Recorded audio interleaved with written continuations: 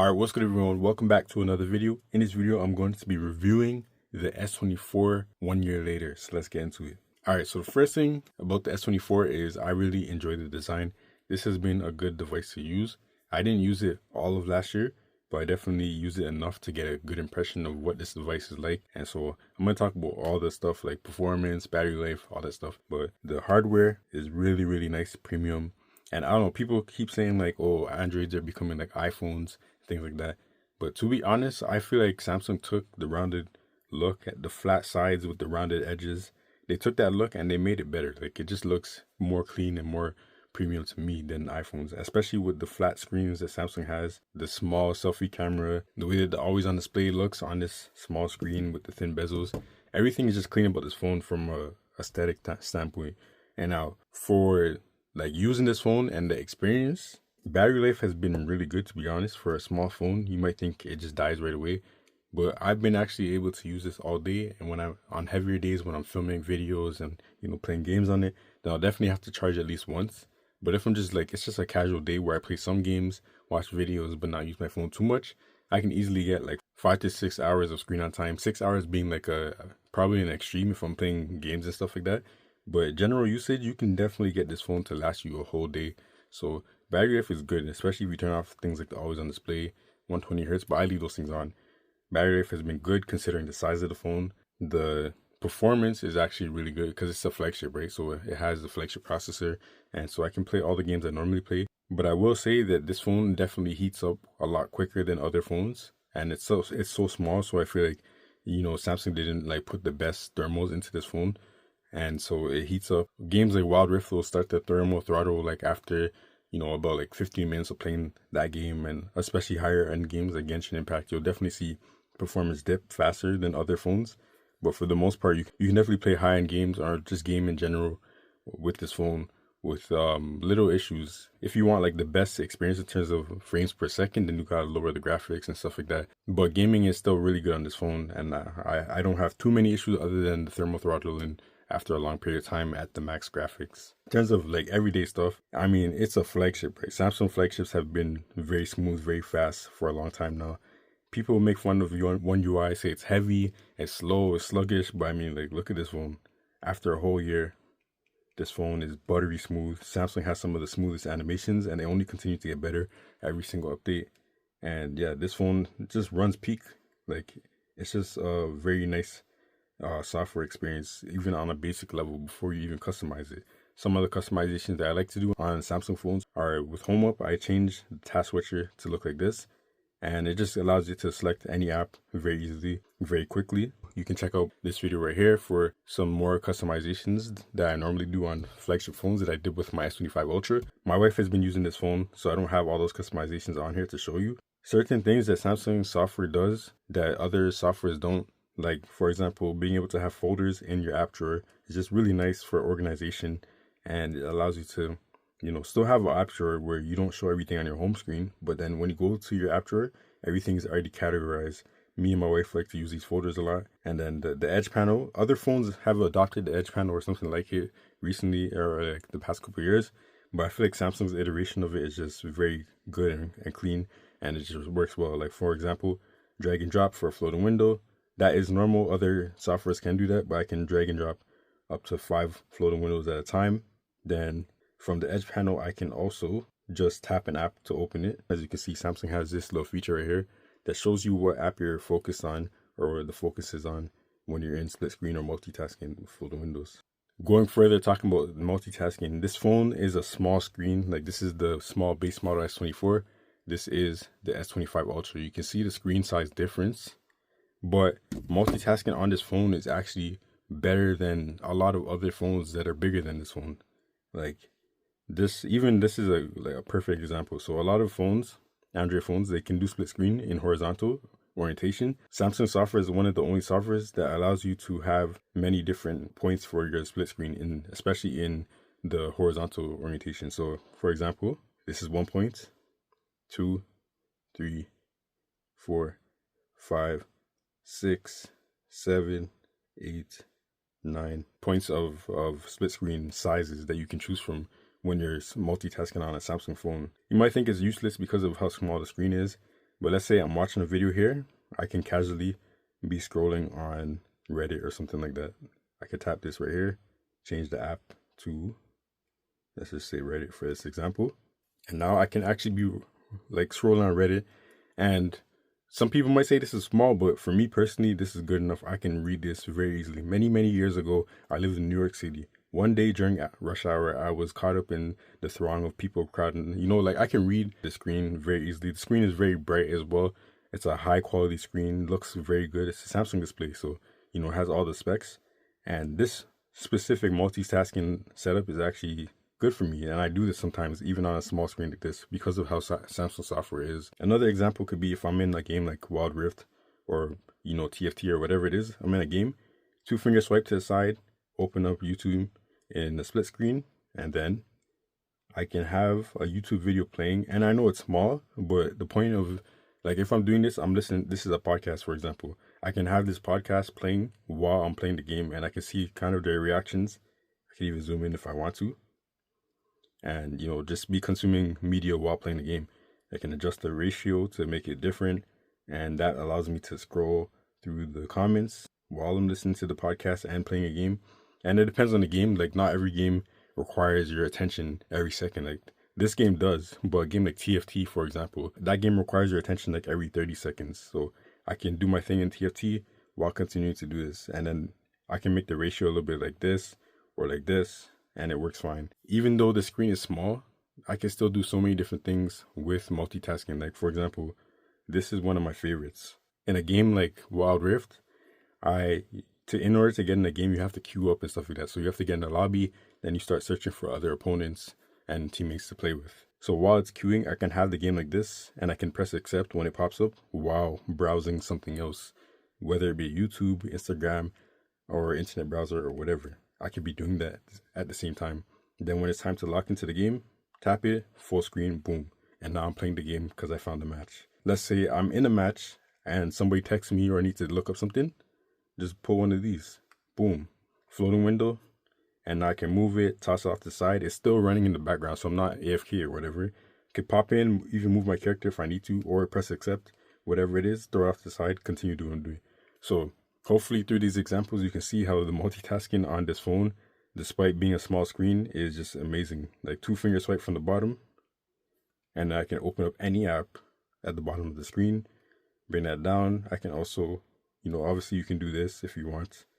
You can go to the task switcher and then drag and drop it into a floating window or a split screen. And then another thing that I really enjoy about Samsung software is the notifications. You can tap and hold to open into a floating window or a split screen very easily, very quickly. So multitasking and the software experience on this phone is amazing. Even after a year, this phone just continues to get better, I feel like. And especially with One UI 7 on the horizon coming out soon, this phone is just going to continue to get better. The only downside, I think the major downside with this phone probably is the battery life. Like, if you're somebody who's expecting big phone battery life, then you're not going to get that with the smaller phone, obviously, unless Samsung adopts like the new battery technology to give this small phone a 5,000 milliamp battery or something like that. As of right now, I think battery life is good enough for what it is for the size. And that might be the only thing you encounter if you're used to bigger phone battery life. Talking about ergonomics, like, look how small this phone is. Very small, yet capable. In my experience, Samsung devices have the best compatibility with USB-C accessories, like, for example, external mics, USB-C mics, external SSDs, and just many different things that you might be using your USB-C port with. Samsung devices generally provide a good experience with them, and compatibility, I never really have any issues. Whereas with other devices like Pixels and iPhones and stuff like that, there's a lot of different compatibility issues that I run into. But speaking on accessories though, 2 of my favorite accessories, which are actually given to me by the brand themselves for free, Inui, are this small fast charge power bank. It has a 25,000 milliamp capacity, so look at how small this is. Perfect thing to pair next to a small phone. This thing, not only is it small and not only does it have a high capacity, it also can output a high wattage. So 100 watts maximum on this port, 45 watts here, and then 18 watts with the USB-A. So like this, what this basically means is that it can charge your Samsung device at the max 25 watts. This phone only can do 25 watts, unfortunately, but it can charge that max. And it can also charge up different things that you might use, like, for example, a Legion Go right here, or other handheld gaming PCs that, you know, require faster chargers, or even your laptops, your MacBooks. This power bank right here can charge all of them because of the 100-watt capability. The big capacity means that it can actually charge those things plus charge your phone, especially a smaller phone like this. This power bank could probably charge like 4 or 5 times, maybe even more. So yeah, this is really good. But the other accessory that Inui actually sent to me for free is this Magsafe charger right here. And the cool thing about this charger is it comes with a lanyard, you know, that's pretty sick. And the cool thing about the lanyard is that it's actually a USB-C to USB-C cable. You just pop it out like that, boom, and then you can use it to charge your devices that do not have wireless charging or that don't have MagSafe to keep the charger on them. That's a really cool and innovative feature, I think. And then when you're done with the cord, you can just slide it back in like that on each side. And there you go. You have your lanyard again. That's really sick. Another cool thing is that it has a kickstand as well. So when you magnetize with the MagSafe, you can actually prop your phone up with the kickstand while it's wirelessly charging, which is really cool. It has a 10,000 milliamp capacity as well. So 10,000 milliamps is enough to charge, you know, an Ultra phone or a Pro Max phone 1.5 times, maybe even more, depending on, you know, the phone and the specific battery amounts. But really good wireless charger right here with the MagSafe capabilities. It's such a versatile device because it can also charge other devices at the same time. So 2 USB-C ports, and it can be charged with the USB-C port. Same with the power bank. It can also be charged with the USB-C port. You can see in and out right here. Really good power bank accessories sent to me by Inui. And I think the size of them is just perfect to match alongside a smaller phone like this S24 right here. I feel like that's the idea of this phone. It's so small, yet it's so capable. Like this, you can plug this in to do Samsung DeX. Samsung DeX is basically turning your phone into a desktop interface. So if I plug this phone in, I'm going to show you. All right, so here's the cable, here's the phone. I'm just going to plug it in. And then the phone will connect to the display because it's connected to a dock that has the HDMI port to the screen. And there you go. Samsung DeX has been initiated from this small phone. And the cool thing about Samsung DeX on Samsung devices, as you can see, it automatically started the app that I was last using. You can set it to do that. But the cool thing about it is that you don't even need a trackpad or a keyboard or a mouse or whatever. You can use your phone. So like I turned it into a trackpad right now and boom, you see the mouse cursor being moved around. And Samsung DeX is compatible with all kinds of screens. That you can see, this is an ultra wide screen and it works with 4K displays, 1080p displays, and it just works very smoothly. No problems running at 60 Hertz. And you can open many different apps, unlimited amounts of apps in Windows and do different things like you would with a computer. And browsing the internet, playing games, using social media, snapping things to the side to do, you know, real work, multitasking, video edit if you want to with LumaFusion, playing games like Minecraft or other games that support a controller on a full screen with Samsung DeX is just a really good experience. So even though this phone is so small, it works really well in an environment like this. It does very powerful things. And the cool thing about this phone is that despite having bad thermals or not ideal thermals, you can actually cool it down really easily with something like this. This is a USB-C cooling fan right here that you can connect to the phone. And then I can, you know, cool it down while I'm video editing or while I'm playing games in Samsung DeX and stuff like that. Because of how small it is, it cools down really easily because there's not a lot of space to cover. Small phone, but very capable of doing powerful things. And then with a setup like Samsung DeX, plug it into an external screen and stuff, you can just plug it out and continue using your phone. And even while it's plugged in, you can still use your phone screen. So you're effectively having 2 displays from this small device. But yeah, moving on, you know, social media experience is good. You won't have too many issues. I know a lot of people care about like social media cameras and stuff like that. And in my experience, these cameras take good photos from social media apps like Instagram and stuff like that. But, you know, it doesn't hurt to just double press the power button and take a picture and then go to your social media app and upload that picture. It's not that hard, to be honest. That's what I do more. I don't ever use social media built-in cameras, to be honest. I just double tap my power button and I have my camera and I can use it very quickly. So speaking about the camera experience, like this is a good camera system, you know, good triple camera setup. I feel like every single camera on here is capable and good enough for your average user. Most people can take pictures with this phone and be satisfied. Like I don't think you need an ultra if you are an average consumer. And if you're just uploading pictures to Instagram, you don't need an ultra phone. This is just a good camera system overall for most people. This is a flagship level camera system. It's not the best or the most amazing, but it is a flagship level camera system in my opinion. So I have no issues with the results that I get from these cameras. Even the selfie camera is all good. And the thing that makes Samsung cameras better than most of the competition, even though they don't have the best specs, in my opinion, is just the different things that you have, the features. So you have, you know, dual recording, so you can record with multiple cameras at the same time. You can select different lenses, so ultra wide lens and the wide angle lens at the same time, or telephoto and the wide angle. So, you know, like let's say I'll go like this.